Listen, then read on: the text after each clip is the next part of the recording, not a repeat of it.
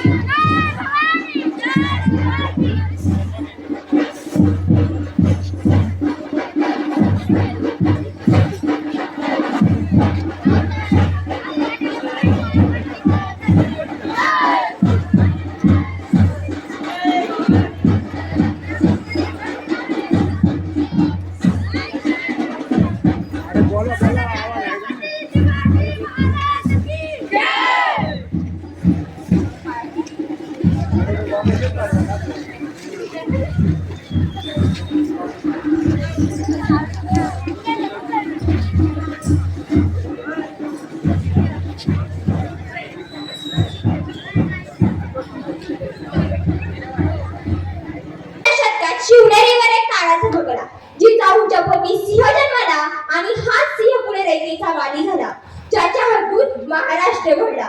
कृपया करून आपल्या राजाचा इतिहास लोकांसमोर आणून लोकांना दाखवा की आपला राजा कुठल्याही धर्म किंवा जातीविरुद्ध नसून तो फक्त अन्यायाविरुद्ध लढणारा होता, हे लक्षात घ्या.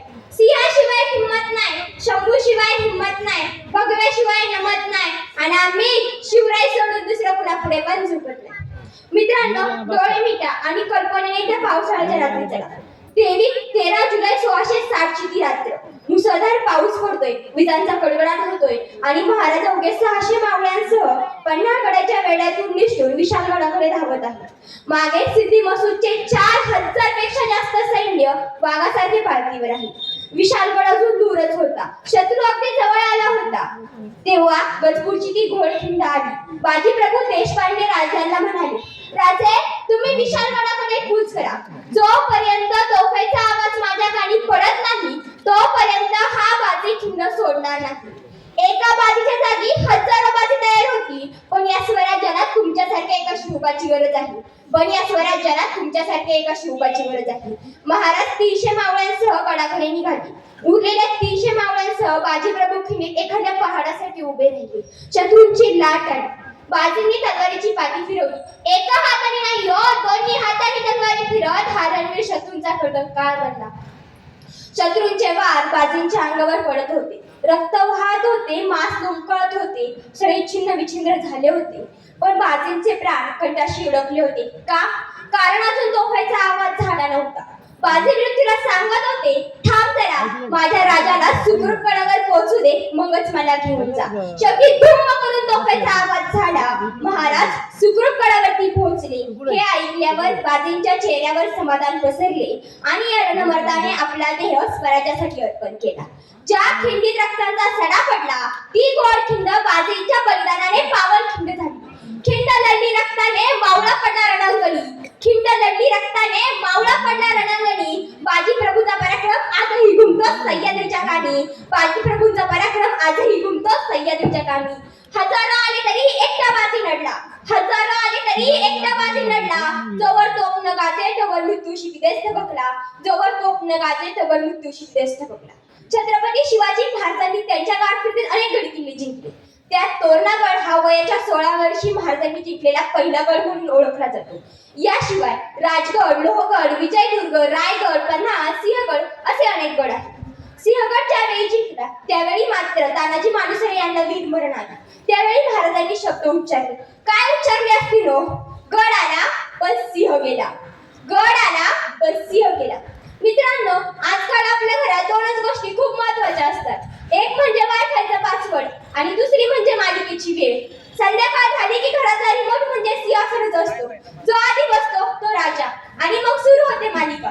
कोणाची सासू 25 वर्षांनी परत येते, कोणाचा नायक 3 वेळा प्लास्टिक सर्जरी करूनही तोच दिसतो. मित्रांनो, मनोरंजन वाईट नाही, हसणं, रिलॅक्स होणं गरजेचं आहे. पण प्रश्न असा आहे की आपण मालिकांचे प्रेक्षक आहोत की आयुष्याचे निर्माता? इथेच आठवतात छत्रपती शिवाजी महाराज. छत्रपती शिवाजी महाराजही एक तरुण होते, पण त्यांनी आयुष्य मालिका बनवलं नाही, त्यांनी स्वराज्य उंचावलं. आज आपण गेम मध्ये लेवल अप करतो, त्यांनी स्वराज्य बनवलं. आज आपण स्टेटस ठेवतो जय शिवराय, पण मला सांगा आपण त्यांचा एक तरी विचार आचरणात आणतो का? आज मालिकांमध्ये भांडणं, गैरसमज, कारस्थान दाखवलं जातं आणि आपणही नकळत तसंच वागायला लागतो. तू माझ्याशी असं कसं बोललास, मी तुला ओळखत नाही असं म्हणत आपण घरातच नाटक करतो. अहो, पण खरा इतिहास तर माझ्या छत्रपती शिवरायांचा आहे.